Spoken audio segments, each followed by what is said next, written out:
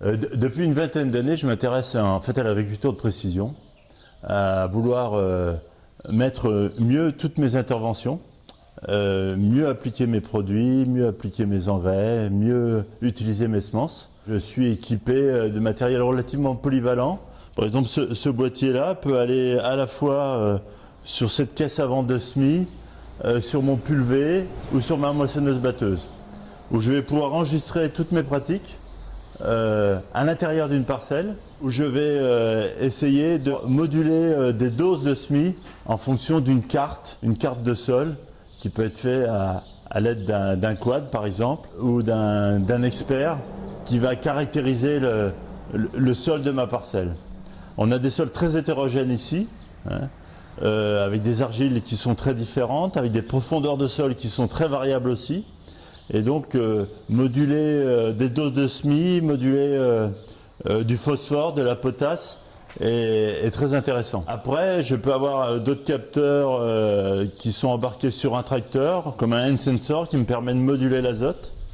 Je peux récupérer des cartes aussi qui viennent de différents modèles ou différents outils d'aide à la décision pour moduler des régulateurs de croissance, moduler des fongicides. Et le but, c'est de faire un peu d'économie, mais surtout d'optimiser mes quantités produites et la qualité aussi produite de mes céréales ou de mes autres cultures. Alors, pour faire de l'agriculture de précision, il y a différentes étapes.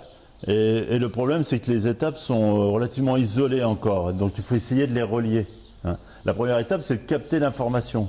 Alors si c'est une photo satellite qu'on peut récupérer de manière complètement gratuite aujourd'hui sur Internet, ou un vol de drone, ou alors des capteurs embarqués sur un tracteur, on a déjà une information qui est récupérée. Après cette information-là, il faut la traiter, il faut la passer à travers un modèle, pour pouvoir enfin avoir cette carte de modulation qu'on va pouvoir remettre dans le boîtier. Donc on voit qu'il y a beaucoup d'étapes. Évidemment, il y a un investissement au départ au niveau des capteurs, mais qui est pour moi, qui n'est pas le frein de cette agriculture-là. Le frein de l'agriculture, c'est qu'elle soit comprise par l'agriculteur et qu'on ait des modèles qui soient de plus en plus précis et qui montrent l'intérêt de cette agriculture-là. Si on fait le parallèle par rapport à un outil qui est la barre de guidage, la barre de guidage est relativement simple, elle s'est modernisée, maintenant on a des écrans couleurs qui nous permettent de nous guider dans les champs, mais c'est relativement simple, il suffit de rentrer dans la parcelle, de définir un point A et un point B, de tracer une droite et après de faire des parallèles. Et ça en fait l'agriculteur l'a très vite compris et le maîtrise. Donc ça s'est développé à une vitesse grand V. Par contre, tout ce qui est modulation intraparcellaire, il y a beaucoup plus d'informations à rentrer dans la machine pour pouvoir s'en servir. Et c'est ça qui est complexe. La validité des informations, la crédibilité des informations. Est-ce que une ou deux informations est suffisante pour pouvoir faire une application intraparcellaire modulée? Tout ça, c'est relativement plus complexe. C'est pour ça que ça mettra beaucoup plus de temps à se mettre en place et à être aussi être ressenti par l'agriculteur comme étant un outil utile. Je pense qu'il y a un frein qui est encore important à l'agriculture de précision aussi, ce qu'on appelle l'interopérabilité des données. Donc c'est toute cette partie de données à interpréter mais à collecter, mais aussi que ça puisse se causer tout ça, qui est sans doute l'un des freins aussi de l'agriculture de précision. Je ne crois pas à une normalisation, parce que tant qu'on fasse une norme et qu'elle plaise à tout le monde, on voit bien le temps que ça peut mettre et la complexité de la chose.